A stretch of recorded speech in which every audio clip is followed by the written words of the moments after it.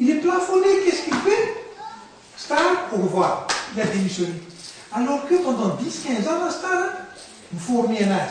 Non, non, toujours. Il roule la mer à un petit peu. Il roule, il me dit, oui. Mais il n'est pas mission ici.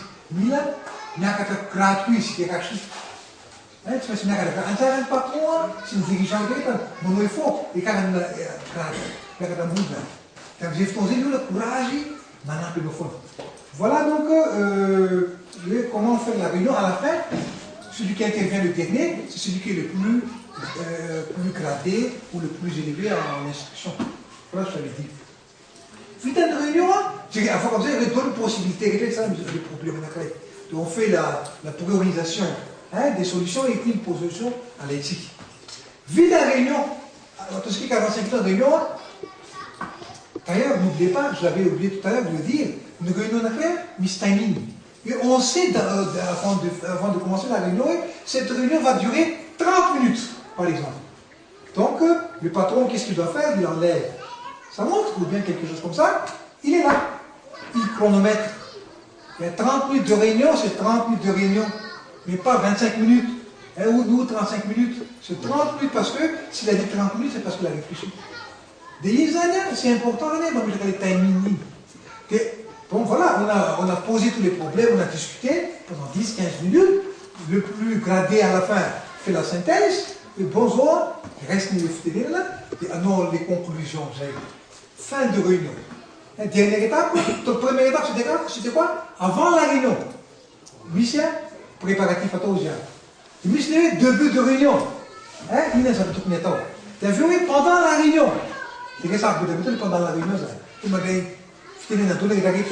les bavards, c'est la manguine. Les silencieux, c'est la thé.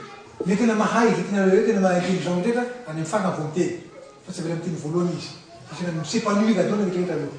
Des faraniens, toutes les solutions, on rassemble, des pierres, après révéler, ils ont des solutions plus adéquates à des problèmes, etc. À la fin de réunion, on me fait clôturer les débats dans les réunions, ça vient. Il faut y avoir les problèmes, mais ça, et si on a résumé, les bébés, avec tous les années, décision dans les scandales. Tiens, il faut entendre une réunion, tu m'as mis dans la crématurio, tu m'as eu la maturinette, tu m'as dit foise. Hein?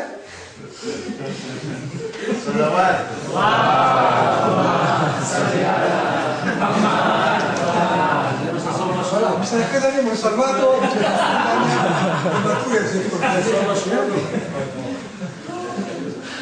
donc, ça vient, on a résumé les décisions de l'État. Et entre les réunions d'après, il y a ce débat. Le débat est des fois on le. Non, non, je ne suis pas d'accord. C'est ça la réunion. Faire rien, celui qui dirige la réunion, il doit finir sa réunion toujours par une note positive. Et aujourd'hui, on a fait cette réunion, voilà ce qu'on a gagné par cette réunion. On a vu donc le point de vue de XYZ. Il y avait des problèmes que nous ne savions pas avant, voilà, donc c'est une note positive. On termine toujours par une note positive. Et à la fin, remercier tous les participants d'avoir pris part à la réunion, au débat, et rappeler la prochaine réunion. Et c'est un dernier, on a fait la réunion le 10 février, donc on se reverra le 12 mars. Donc tout le monde sait déjà pendant la réunion le 12 mars. Voilà, en quelque sorte, ni étape, simples étapes, c'est pas tout. Parce que n'oubliez pas, ici, pendant la réunion, on est enthousiaste, on comprend tous les problèmes. Par exemple, des mots ici, des miatam badama totan, des miatam ni ramse totan, des miatam ni kis totan, des problèmes hafa to fuktani, puis des problèmes, tout le monde adin daol les réunions. Donc, ça l'étape qui est. Donc, la dernière étape la plus importante, c'est après la réunion. Après la réunion, qu'est-ce qu'il faut faire? Et généralement, on oublie de le faire. Pendant la réunion, il faut toujours quelqu'un, une secrétaire, ou une personne qui prend des notes, qui prend les synthèses de la réunion, les décisions à prendre. Donc, faire le procès-verbal. L'usage à cette une réunion, une briefing, c'est ce procès-verbal là, des briefings, c'est ce procès-verbal là, vous avez compris, hein? Par contre, chaque réunion que vous venez à nos réunions TIC. Ça veut dire que une réunion structurée, il y a toujours un procès verbal. Entre le procès verbal, nous mettons un point essentiel qu'on a débattu et surtout les décisions qu'on a prises. Parce que dans les décisions, n'oubliez pas, il y a les engagements de chacun. Et bon, aujourd'hui, par exemple, le directeur financier, vous devrez aller à la banque mardi. Voilà les décisions de un procès verbal, vous saurez, le directeur financier doit aller à la banque pour demander, par exemple, une ligne de crédit. C'est un instant. Le directeur du personnel, c'est une inspection de travail, non. Ou un mercredi. Donc, vous avez des cocher sur un procès verbal. Suivre les décisions qu'on a prises, il faut qu'on les suive. Les PV, ça n'a rien à voir. C'est quoi le problème? Il y a le PV, on classe le PV. Non, le PV, une fois que donc, il est dressé, par exemple, il y a 10 intervenants, les 10 personnes doivent avoir un procès verbal chacun. Hein, dans leur dossier, ils doivent cocher la partie qui les concerne. Le directeur financier, maintenant, une banque nationale. Mardi ou 28 ans. C'est de suivre les décisions et respecter les engagements. Important pour eux. Réforme de réunion de la ville, afin de dire une performance membre de évaluer les résultats personnels et professionnels de chacun. Et qui est bien, qui maîtrise bien son travail, c'est le moment où jamais pour faire cette évaluation. Évaluer également la participation de tout le monde. Hein, qui participe toujours, qui participe moins, et on le prime les bien, et à l'occasion de player, avec un même titre le valable de tout le surtout dans le PV, ce que ça peut être à la fin de réunion Manaraka. Mais réunion Manaraka, sur le territoire américain, réunion le 12 mars à 10h, tel endroit. Voilà. Donc à peu près, si je résume maintenant, parce que je suis arrivé au terme de mon intervention, j'attendrai vos remarques et questions après. Ce que je voulais dire, c'est que les réunions sont nécessaires dans une organisation, quelle qu'elle soit, la société, l'association, tout ce que vous voulez. Les réunions sont importantes. On dit que, souvent, j'ai mon réunion réunionnite. Si on n'a pas des objectifs précis pendant la réunion, on est des réunionites. Et pour un rien, réunion. Pour un rien, réunion. La réunion doit être structurée aux amateurs au départ.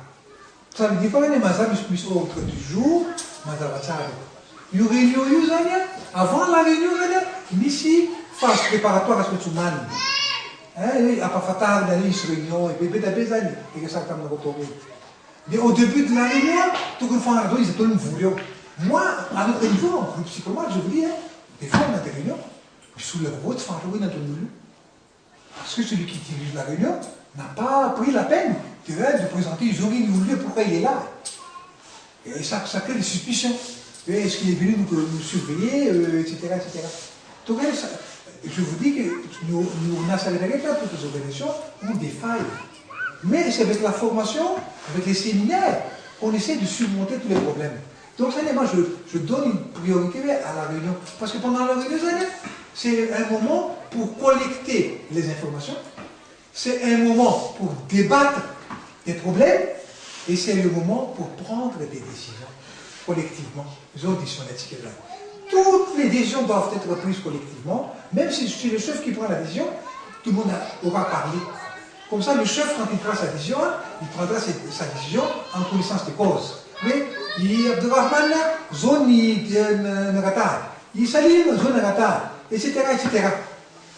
Parce que là, tout le monde en sait, zone Nagata, il marque la décision, zone du soleil, quoi. Voilà, on va faire comme ça. Il assumera la décision qu'il va prendre. Parce qu'il sait déjà les autres décisions à prendre, donc il n'a pas pris. Il n'a pas pris parce qu'il a jugé sa décision la meilleure. C'est sa responsabilité, il assume. Ces années, en général, ni réunion.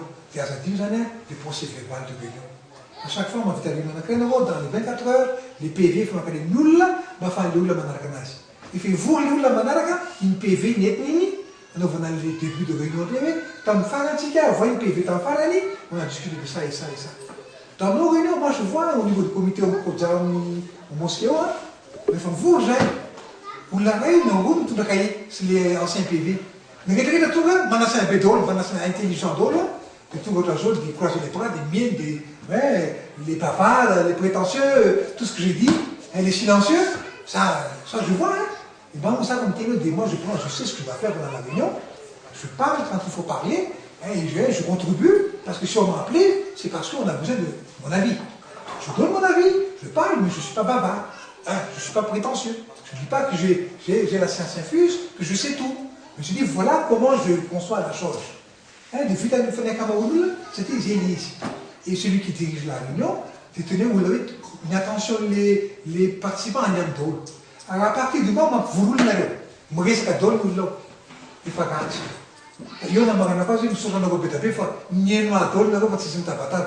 Merci infiniment. Assalamu alaikum wa rahmatullahi wa barakatuh. Allahumma salli ala Muhammad wa ali Muhammad. Monsieur le maire, une question qui est 5 minutes à faire, mais je vais vous dire, monsieur le maire,